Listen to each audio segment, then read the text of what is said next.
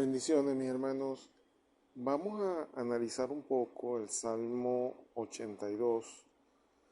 Principalmente eso se debe a la polémica que surge respecto al contenido y el uso de la palabra dioses.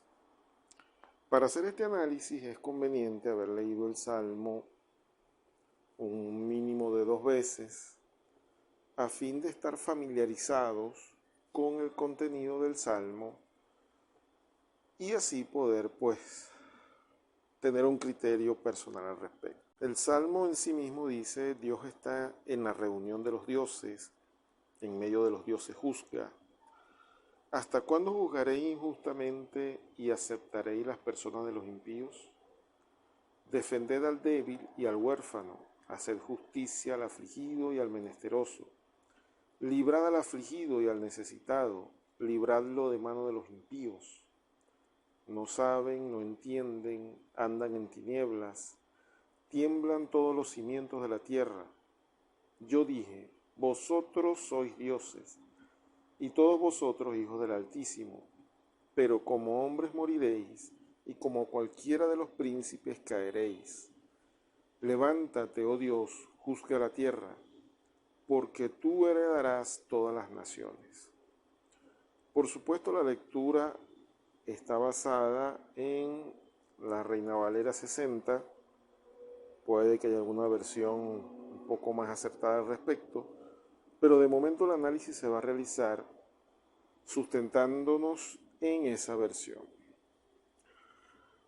A simple vista surge de inmediato la razón de la polémica que se genera en el Salmo 82, ya que se habla de dioses, de que Dios está en una reunión con otros dioses y que Dios está presidiendo, pudiera decirse, esa reunión de dioses. Eso genera posibles controversias, posibles confusiones, y es preciso determinar con claridad quiénes son esos dioses, por qué son llamados así, y todo lo que podamos encontrar al respecto. Para hacer un análisis de este tipo es conveniente siempre ver el contexto. El contexto es la parte principal de cualquier análisis bíblico. Eso se ha repetido muchas veces y sin embargo seguimos cometiendo errores allí. Entonces el contexto primario va a ser el capítulo. Luego el contexto va a ser el Antiguo Testamento y luego va a ser la Biblia entera. Un primer análisis simple es la presencia del plural en el Salmo. Es evidente, está muy claro, pero es preciso notarlo debido a que la palabra usada para dioses es la palabra Elohim, y esa palabra tiene cierto sentido plural. No es el objetivo de este análisis centrarnos plenamente a profundidad de lo que significa la palabra Elohim, pero tiene cierto sentido plural. De manera que el hecho que dijera dioses pudiera aún estarse refiriendo a una sola persona. Sin embargo, al hablar de una reunión y al notar los verbos, tales como aceptaréis, defended, haced, librad, libradlo, la mención posterior donde dice vosotros sois dioses, vosotros, hijos del Altísimo, moriréis, caeréis. Esos verbos o esas menciones implica que se está hablando con un grupo de individuos. No tenemos claro quiénes son estos individuos, pero sabemos que es un grupo con el cual Dios está hablando en simultáneo. También podemos ver que este grupo con el cual Dios está hablando, estos individuos a los cuales son llamados dioses, tienen problemas de conducta. Estos dioses, estos individuos, acerca de los cuales habla el Salmo, no están siendo elogiados, sino al contrario. Se les está llamando la atención y se les está dando instrucciones de forma autoritativa. Eso lo vamos a ver luego. Pero tienen fallas de conducta estos individuos. Se les habla de que están juzgando injustamente, de que están aceptando a los impíos, y entonces viene una serie de órdenes que, al estar esas órdenes, es de suponerse y de entender que no están haciendo lo que se les está ordenando. Y tienen que empezar a hacer eso y dejar de hacer lo malo que están haciendo. Entonces, estos individuos tienen fallas serias de conducta y están teniendo un llamado de atención de Dios bastante severo. También tenemos que estos individuos están ellos mismos en un ambiente donde deben hacer juicio, ya que habla hasta cuándo juzgaréis, de modo que ellos de forma cotidiana juzgan. No es algo que hicieron una vez, no es algo que hicieron 2 veces, es algo que hacen continuamente y lo están haciendo mal, como se puede ver. Y luego tenemos que habla de defender al débil y al huérfano, de hacer justicia al afligido, de librar al afligido y al necesitado, de librarlo de mano de los impíos. Estos individuos, que son llamados dioses, no solo tienen falla de conducta, sino que están inmersos en un ambiente rodeados de personas impías, rodeados de débiles, de huérfanos, de personas que andan buscando justicia, de personas afligidas, de menesterosos, de necesitados, rodeados de personas que están siendo oprimidas por los impíos. Ese es el contexto en el cual se están desenvolviendo estos individuos que son llamados dioses. También podemos notar y podemos extraer el hecho de que son individuos que tienen el poder para hacer lo que están haciendo, que lo están haciendo mal, y para empezar a hacer lo que se les está ordenando. Eso nos da a entender que son individuos que tienen poder, deber y capacidad para dejar de hacer y hacer lo que deben hacer. Son personas que tienen el poder para juzgar correctamente, para impedir que los impíos apliquen la impiedad. Tienen el poder para defender al débil, tienen el poder para hacer justicia, tienen el poder para librar a los afligidos, tienen el poder para librar a los que son oprimidos por los impíos. Entonces, este grupo de individuos, habíamos dicho, no es uno, es un grupo con fallas de conducta, es un grupo que está inmerso en un ambiente donde hay impíos, personas necesitadas, ambiente donde deben tomar decisiones, y también son individuos que tienen el poder para hacer las cosas, porque no todos tenemos el poder para juzgar correctamente. Nosotros juzgamos correctamente en lo personal, pero a nosotros no acuden las personas para que nosotros juzguemos, ni nosotros libramos de mano de los impíos. Para eso existen tribunales, existen jueces, para eso existe la ley. Pero estos individuos de los cuales habla el Salmo 82 son individuos que tienen el poder para limitar el accionar de los impíos, tienen el poder para ejercer justicia, tienen el poder para librar de los impíos y tienen el poder para defender a los débiles. Esa es otra característica que nos da el Salmo 82 de este grupo llamado dioses. Luego tenemos el hecho de que estos individuos, que son llamados dioses, son individuos que al menos en teoría están subordinados a Dios. Y eso es porque se les llama la atención de forma directa. Eso quiere decir que estos individuos deberían estar sujetos a Dios. Y en cierto sentido lo están en cuanto a poder y capacidad, por supuesto. Pero en conducta no lo están siendo. Pero deberían estar subordinados a Dios. Y eso también se ve en la forma como se les habla más adelante. Todos los verbos, cuando se les habla directamente a ellos, son verbos que están en imperativo. O sea, se les habla autoritativamente. Cualquier persona no puede hablarle autoritativamente a un desconocido. O yo no podría hablarle autoritativamente, valga la redundancia, a una autoridad. Porque esa persona que tiene autoridad es la que puede hablarme autoritativamente a mí. Pero yo no estoy por encima de esa persona. Sin embargo, este grupo de personas son personas que están bajo la autoridad de Dios.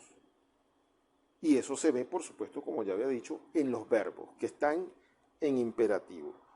Poco a poco esos detalles nos van a permitir luego descartar quiénes podrían ser estos individuos y quiénes no pudieran ser.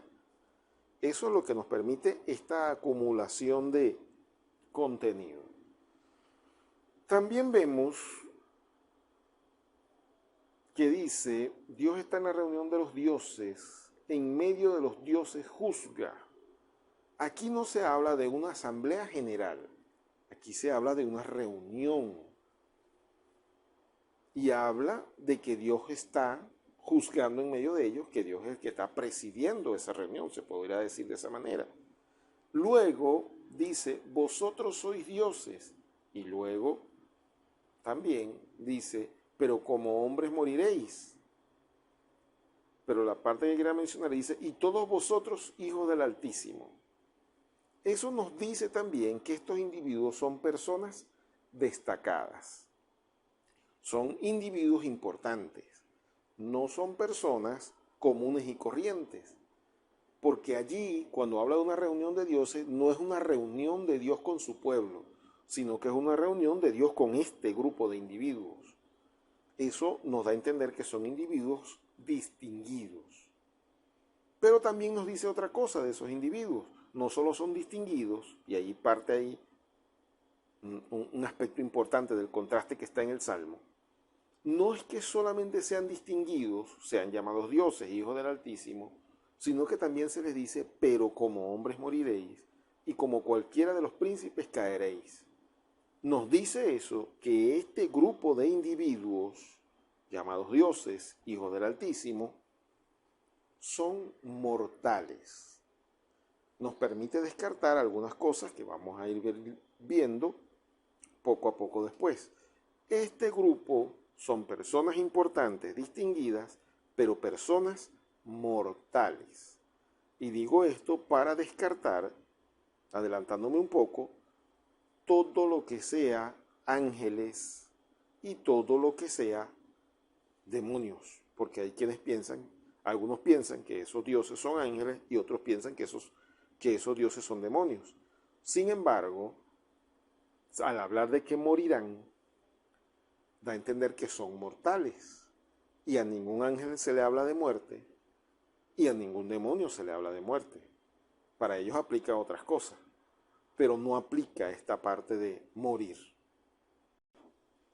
Aunque ya se ha mencionado en cierto sentido, es preciso ser un poco más explícito en este aspecto.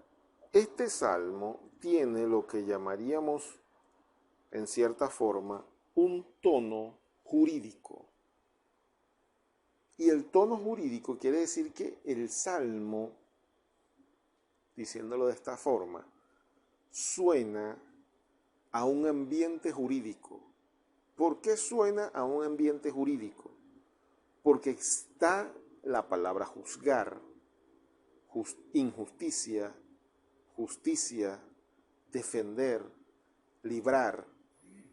Y esas palabras en un salmo tan corto como este, que estén todas juntas, nos da a entender que este salmo tiene un sentido jurídico y está en un ambiente jurídico, o, como les mencioné, tiene un tono jurídico, debido a que esa acumulación de palabras relacionadas con leyes, con juicios, todas están presentes en un salmo tan corto.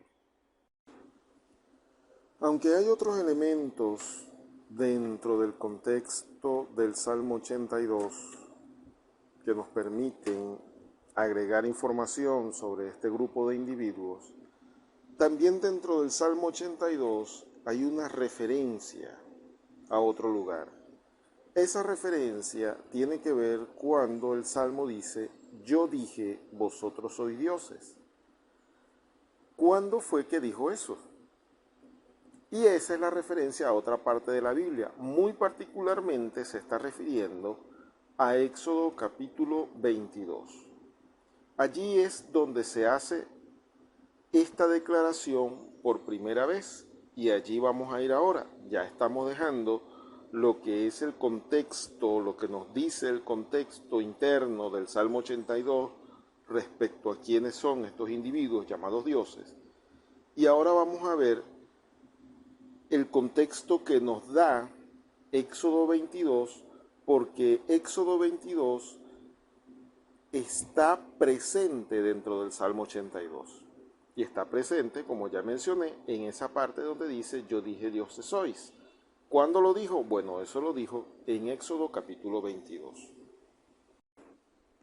En Éxodo capítulo 22 es donde se origina la confusión respecto a la identidad de los individuos a los cuales se les llama dioses. Y es que en Éxodo capítulo 22 se usa 4 veces la palabra Elohim, que significa Dios, muy probablemente, según el contexto, para referirse a personas. Y eso pues es confuso. ¿Por qué utiliza la palabra Dios para referirse a personas? Algunos piensan que puede traducirse la palabra Elohim como Dios, en singular, el verdadero Dios, y no habría problema, y explican cierta interpretación allí. Sin embargo, el hecho de que el Salmo 82 recalque el hecho de que Dios les dijo, vosotros sois dioses, da a entender que aquí en efecto se está refiriendo no al Dios verdadero, sino a un grupo de individuos. Ahora, la traducción no logra captar el sentido completo que hay en Éxodo capítulo 22. Porque si traduce dioses, si traduce Dios, vamos a empezar por allí, si traduce Dios se refiere al Dios verdadero y pierde sentido el Salmo 82. Y eso no es aceptable. Si traduce dioses, eso pudiera implicar cierta forma de politeísmo y no concuerda en algunos aspectos con el contexto. Si se traduce jueces, como en efecto está en la Reina Valera 60 al menos, no sé cómo traduzcan otras versiones, al traducir jueces se pierde el sentido de por qué se les llamó dioses a ese grupo de individuos. Ahora, según el contexto que se ve allí en Éxodo 22, lo más probable, lo que tiene sentido, es que se esté refiriendo a un grupo de personas. Un grupo de personas encargadas de ejercer o aplicar las leyes. Eso, al ver el capítulo, se nota ese sentido. Sin embargo, la pregunta es ¿por qué se habla de esas personas que juzgan, que aplican la ley, y por qué se les llama dioses? Parte del sentido lo encontramos en Segunda de Crónicas, capítulo 19, versículos 4 al 7. Está hablando Josafat, el rey Josafat, y dice así: habitó pues Josafat en Jerusalén, pero daba vuelta y salía al pueblo. desde Beerseba hasta el monte de Efraín, y los conducía a Jehová, el Dios de sus padres, y puso jueces en todas las ciudades fortificadas de Judá, por todos los lugares, y dijo a los jueces: mirad lo que hacéis, porque no juzgáis en lugar de hombre, sino en lugar de Jehová, el cual está con vosotros cuando juzgáis. Sea pues con vosotros el temor de Jehová, mirad lo que hacéis, porque con Jehová nuestro Dios no hay injusticia, ni acepción de personas, ni admisión de cohecho. Este relato que acabamos de leer nos da el sentido de que el oficio de juzgar, de impartir justicia a las personas, es un oficio inherentemente propio de Dios, del Dios verdadero. Sin embargo, esa responsabilidad o oficio o ejercicio de juzgar que tienen las personas, siendo propio de Dios, se les da entonces cierto sentido, como si ellos fueran dioses. De allí que Josafat dice: mirad que no juzgáis en lugar de hombre, sino en lugar de Dios. O sea, ellos estaban ocupando un puesto que originalmente y esencialmente le corresponde a Dios. Y al estar ocupando ese puesto, pues tenían cierto sentido de deidad, no en su naturaleza humana, sino en su responsabilidad y en su trabajo. Parte de ese es el sentido. Ahora, ¿dónde en la Biblia se ve un hecho similar? Ese hecho similar lo tenemos también en Éxodo capítulo 4, versículos 13 al 16. Allí está hablando Moisés con Dios y Moisés está tratando de negarse a la encomienda que Dios le da. Dice de la siguiente manera, Éxodo capítulo 4, versículos 13 al 16. Y él dijo, o sea Moisés: ay, Señor, envía, te ruego, por medio del que debes enviar. Entonces Jehová se enojó con Moisés y dijo: ¿no conozco yo a tu hermano Aarón, levita, y que él habla bien? Y he aquí que él saldrá a recibirte, y al verte se alegrará su corazón. Y tú hablarás a él, y pondrás en su boca las palabras, y yo estaré con tu boca y con la suya. Y os enseñaré lo que hayáis de hacer. Y él hablará por ti al pueblo. Él te será a ti en lugar de boca, y tú serás para él en lugar de Dios.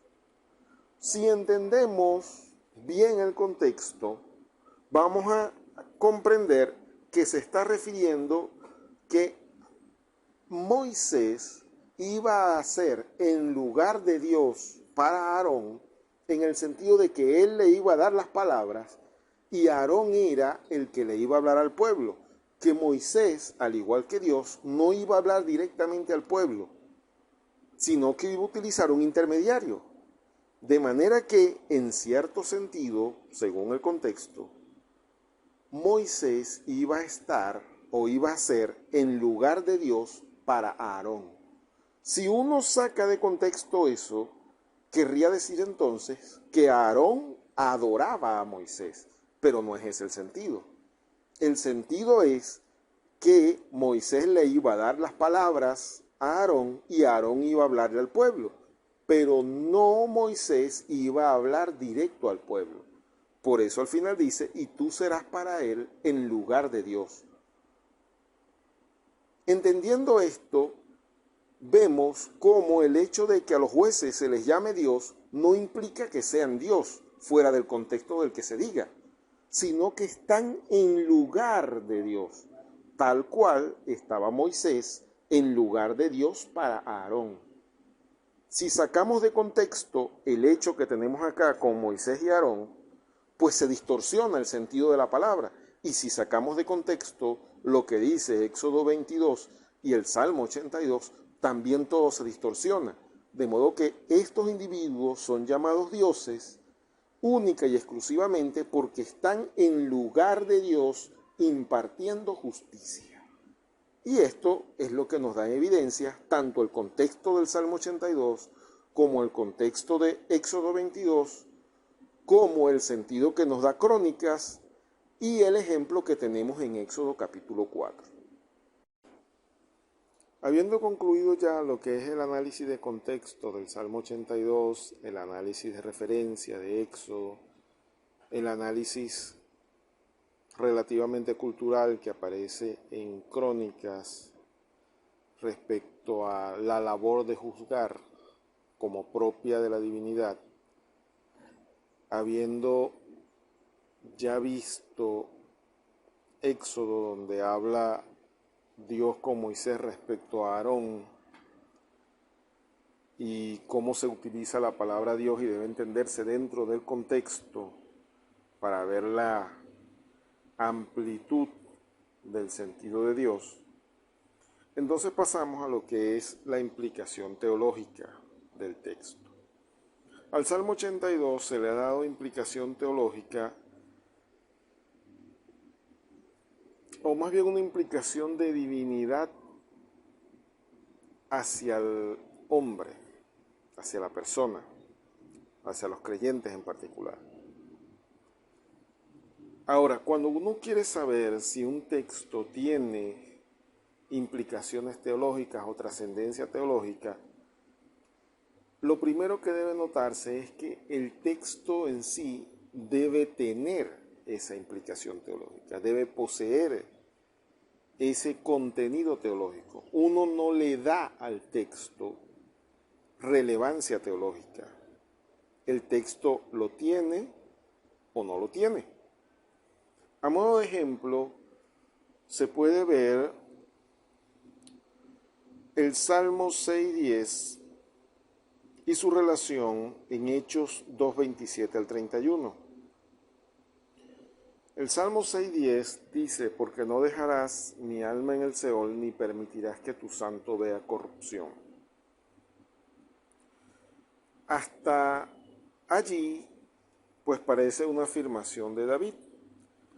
Sin embargo, ese mismo texto lo cita Pedro en Hechos, y dice así, Hechos 2:27 al 31, porque no dejarás mi alma en el Hades, ni permitirás que tu santo vea corrupción. Me hiciste conocer los caminos de la vida, me llenarás de gozo con tu presencia. Y luego agrega, varones hermanos, se os puede decir libremente del patriarca David, que murió y fue sepultado, y su sepulcro está con nosotros hasta hoy. Pero siendo profeta David, y sabiendo que con juramento Dios le había jurado que de su descendencia, en cuanto a la carne, levantaría al Cristo, para que se sentase en su trono, viéndolo antes, habló de la resurrección de Cristo, que su alma no fue dejada en el Hades, ni su carne vio corrupción. Tenemos entonces que Pedro, inspirado por el Espíritu Santo, entiende que ese Salmo 6:10 tiene trascendencia teológica porque no es aplicable plenamente a David, sino que tiene su cumplimiento es en Cristo. Y entonces es cuando notamos que la trascendencia teológica tiene que ver muchas veces cuando el cumplimiento de la Escritura no es pleno, sino que es parcial. Pero también un segundo aspecto es que la misma Escritura le da la relevancia o implicación teológica al texto. No es que nosotros los creyentes vimos allí en el Salmo 6:10 esa implicación respecto a Cristo. Es Pedro, guiado por el Espíritu Santo, el que ve, por la iluminación del Espíritu Santo, repito, el que ve allí la presencia de Cristo en ese texto. Y en base a eso, pues, hace su predicación, su llamado a las personas. Tenemos entonces que para que un texto del Antiguo Testamento tenga implicación teológica, muchas veces tiene un cumplimiento incompleto dentro de su contexto histórico y tiene un cumplimiento pleno que es revelado posteriormente. Pero todo eso lo provee la Escritura. Todo eso no es que uno le da ese sentido. La implicación o trascendencia teológica se lo provee la Escritura. Por supuesto, tendríamos que ver qué sentido o trascendencia tiene el Salmo 82 respecto a este asunto. Uno es por lo que ya vimos, el ser llamados dioses, este grupo de personas, estaba limitado a su función y era perfectamente natural en su contexto histórico y cultural que se les llamase así porque Dios mismo lo había hecho y ellos tenían esa conciencia, como lo vimos en Crónica. En ninguna parte del Salmo 82 se ve una implicación o una relación o una transmisión de naturaleza divina a humana. No se ve nada de eso allí. Otro punto es que el hecho de ser llamados dioses no es el aspecto principal, sino que el aspecto principal viene después del pero. Yo dije, vosotros sois dioses y todos vosotros hijos del Altísimo, pero como hombres moriréis. Lo que se les llama la atención a ellos, o a donde se quiere dirigir la atención de este grupo de personas que son llamados dioses, no es a que son llamados dioses, sino al hecho de que van a morir, de que van a ser juzgados por Dios. A eso es a lo que se les quiere llamar la atención. De modo que el hecho de ser llamados dioses no es el aspecto central del Salmo. Y no siendo el aspecto central, pues tenemos que tomar cuál es el aspecto central que hay en ese Salmo. Tampoco hay ninguna otra referencia, al menos en el Antiguo Testamento, que los creyentes sean llamados dioses de alguna manera, ni aun los mejores líderes que tenían, salvo estos, a los que son llamados dioses acá, por ser los que ejercen la labor de juzgar.